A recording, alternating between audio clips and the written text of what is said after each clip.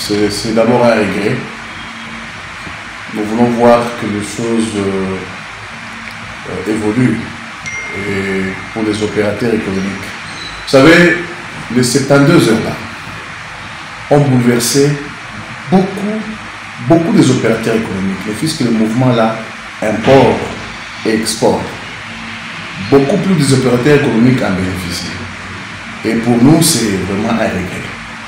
Et nous souhaitons que cela n'arrive parce que ça bouleverse pas mal de tous les côtés. Sans entrer en détail. Partenaire de la DGDA, s'il faut le dire ainsi. Ça, bien sûr. Pour une petite histoire d'abord, il y a eu à la douane des changements. Là, je parle bien du système informatique à la douane. La douane a commencé avec le système Sidonia 2.7, Sidonia World, ou plutôt des 2.7 à Sidonia Plus, et des Sidonia Plus à Sidonia World. Le problème a commencé, c'est à partir de Sidonia World, où il y avait le module des transporteurs et aussi les modules des transitaires, des commissionnaires en douane. À Matadi, il n'y a pas eu de problème parce que là-bas, il y a vraiment beaucoup plus de transporteurs agréés. Mais au niveau de Kasumbalesa, avec la voie terrestre, cela a créé beaucoup plus d'inquiétude parce que le transporteur agréé congolais, le pourcentage est très réduit. Pratiquement 88%, ce sont des transporteurs étrangers qui ne sont pas agréés. Et c'est comme ça qu'avec ces modules, il y a eu d'ailleurs des réunions avec le feu Rugwiza, le feu DG Rugwiza, lors du lancement du Sidonia World, dont nous avons eu à participer à une réunion restreinte. Après avoir convoqué la réunion de tout le monde, nous étions au nombre de 4, il y avait moi, l'ancien ministre Kitebi, à son époque, des Finances, et aussi M. Jean Kalombo.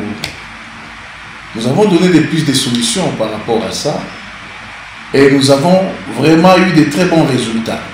Nous avons proposé à la douane que les transporteurs qui n'ont pas, bien sûr, des agréments, que les transitaires puissent les représenter. Puisque les transitaires, ils ont une caution à la douane. Et cela s'est passé très bien. Jusqu'au moment où nous parlons. D'ailleurs, avant ça, il y a eu aussi l'arrivée des Ségus. Avec le système S1, il fallait commencer la prise en charge à partir du système S1. Eh bien, il y a eu des formations. Et tout se passe très bien. Lors de la génération du T1, parce que c'est le module des transporteurs qu'il fallait utiliser, mais les déclarants en douane utilisent ça et génèrent la T1. La douane, au début, a aidé les transitaires, d'ailleurs, et même aussi avec les transporteurs, tout en utilisant les mêmes modules avec les agents de la douane, bien sûr. Ils génèrent disons, la T1, et puis voilà, tout se passe très bien. Et au jour où nous parlons, il n'y a jamais eu de difficultés par rapport à ça. Et bien, tout d'un coup, nous avons appris l'arrivée du film Mardini. Ce qui inquiète, c'est quoi? Mardini est venu pour la prise en charge de tous les camions.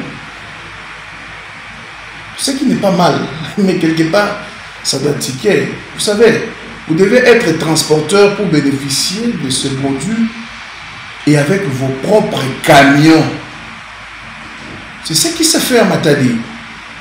Vous avez vos propres camions, et bien vous bénéficiez de ce module. S'il faut peut-être parler des avantages liés à l'arrivée des Mardini, madame, vous savez que moi j'appelle ça, peut-être les gens n'ont pas encore compris, c'est une bombe. Parce que Mardini va commencer avec la prise en charge. Mardini doit être en contact quand il y a des petits couacs avec le propriétaire ou le transporteur. Et au finish, tout en étant en contact, le pauvre citoyen, qui du moins aussi, se battait avec le même transporteur. Et il y avait un pouvoir d'achat au niveau de Kasumbalesa. Vous connaissez la suite? Et quand 2-3 personnes n'arrivent pas aussi à toucher ou à faire fonctionner son entreprise. Donc, Maldini qui gère Menatou, vous voyez la suite. Ah ben, moi je crois que au-delà de toute chose, il fallait qu'il y ait de consultation en consultation.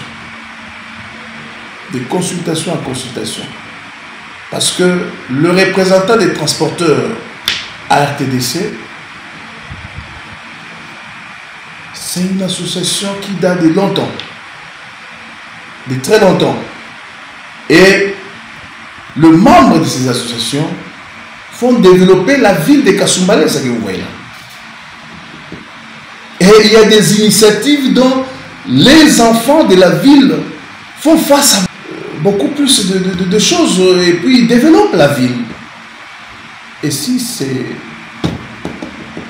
je peux les appeler des patriotes d'une autre forme, si ils arrivent à ne pas avoir de quoi affronter sur la ville, c'est-à-dire le moyen financier, c'est fini avec la ville.